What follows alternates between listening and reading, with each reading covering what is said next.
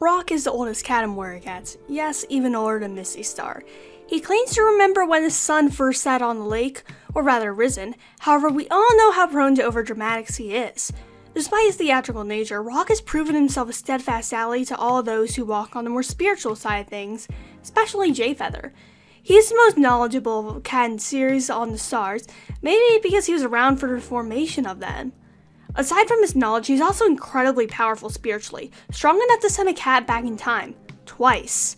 Despite him seeming to be a ghost, he can interact with the physical world too, as he is able to scratch a stick, signifying all who lost their lives in the tunnels, and is also able to rescue a drowning cat.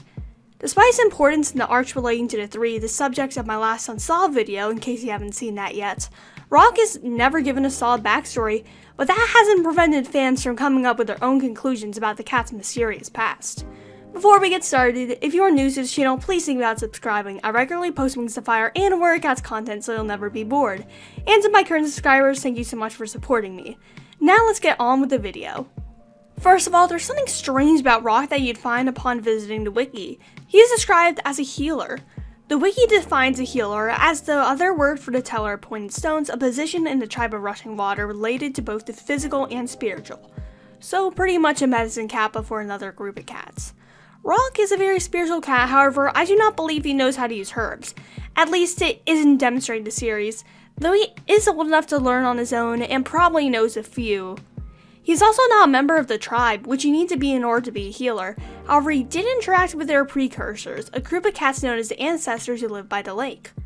Rock is first seen in Dark River during Fallen Leaves' trial, where he has to pass through the caves. Fallen Leaves fails the test as he drowns and is memorialized on a stick that Rock carries. Later, when J-Paw, his siblings, 2 Wing Clan apprentices, and 3 kits are lost in the tunnels, he places marks for them on the stick, however crosses them out when they survive.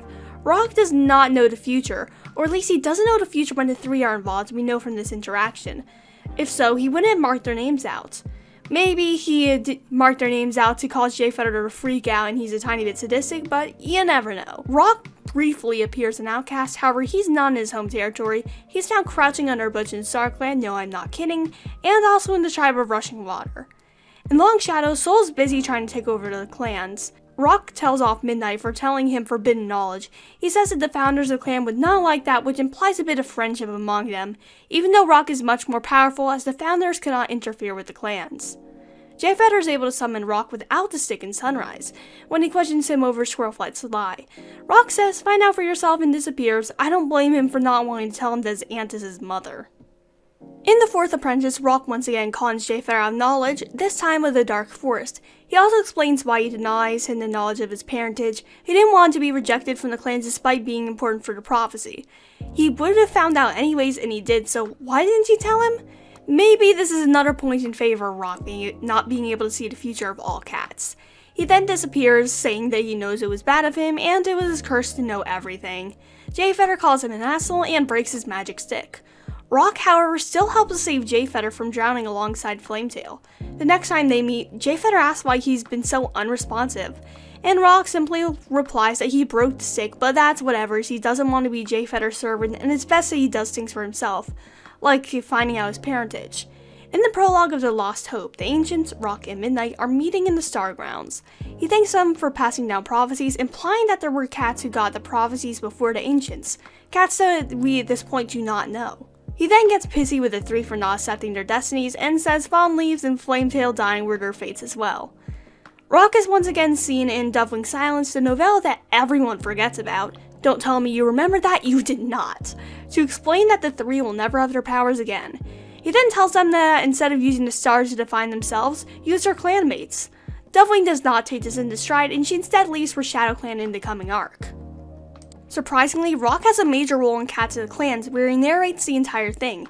He does this to 3 kits from 3 separate clans, all of whom died young and managed to escape StarClan and make it to the underground.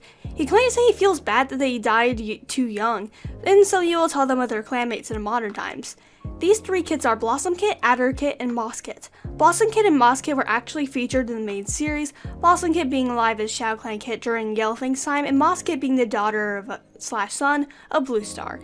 Adder Kit is not described in the main series, however, he apparently was killed by an adder, which Tallstar then killed. This is incredibly out of character from Rock, as he didn't save the kids back in the tunnels. However, it does prove he's in heart.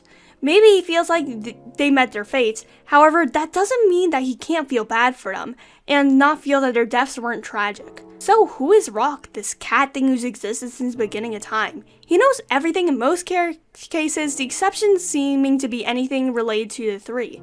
He believes that everyone's fate should be going according to plan, but those are variables when it comes to them. Rock, in any theory, is incredibly old. Rock archives everything that ever happens in the series, even the things that happened before it. Even though he seems to be trapped in the caves for the most part, he is seen outside of it. However, outside the cave, he seems to be less powerful. While he can interact with physical objects, he cannot do spiritual things such as summon cats back in time. Unless they are back in time and he's summoning them back to the future. He is around as powerful as the three, I feel. He cannot affect them very much and they cannot affect him.